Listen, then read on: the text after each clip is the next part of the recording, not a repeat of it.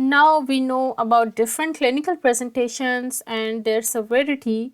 So now let's see how to approach such patients. The first step is to establish history of alcohol abuse. History can be taken by patient himself or relatives or friends, and the aim is to establish duration and severity of alcohol misuse. Then another important point is to rule out additional causes of liver damage. For this, we need to rule out coexistent NAFLD or non-alcoholic fatty liver disease, hepatitis B, C, or autoimmune liver diseases. Then our next step is to establish the extent of liver injury, which can give us an idea about prognosis.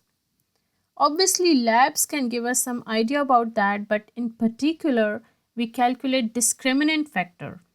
It is also known as MADRS score. It is 4.6 into increase in PT in seconds plus bilirubin in milligram per deciliter. A value of more than 32 implies severe liver disease and poor prognosis. Now come to the management of alcoholic liver disease. The first one is cessation of alcohol consumption. Abstinence from alcohol is, of course, the first and single most important step towards recovery. It not only improves the general health but prevents the progression of liver disease irrespective of stage of liver disease. It reduces the mortality rate and increases the life expectancy. Nutritional care plays very important role because most of such patients are malnourished. So patients are given 2000 to 3000 kilocalories diet with 1 gram per kg protein to maintain healthy BMI. Daily supplemental multivitamins, thiamine 100 mg, folic acid 1 mg. Then correct potassium, magnesium and phosphate deficiencies. Transfusion of packed red blood cells or plasma according to need of the patient, and in severely ill patient, enteral feeding via a fine bore NG tube may be needed.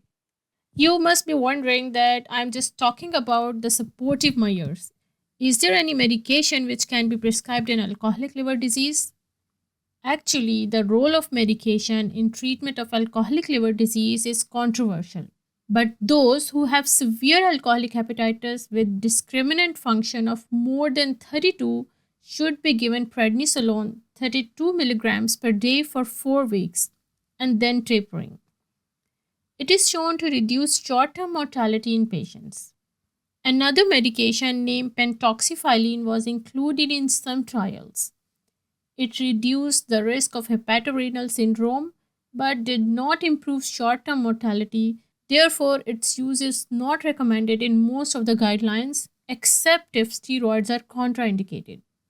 Liver transplantation is an option for carefully selected patients with end-stage liver cirrhosis. The challenge here is to select the patients with lifelong commitment to abstinence.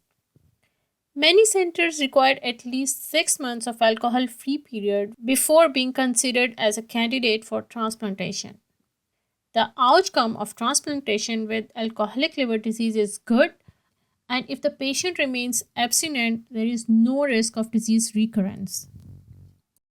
Now, in the end, let me remind you that as a clinician, it is very important to make the patient aware that what is the safe limit of using alcohol and what are the consequences of exceeding that safe limit, and at what stage the liver disease is completely reversible, and when is the stage when there is no other option but the supportive management or the liver transplant.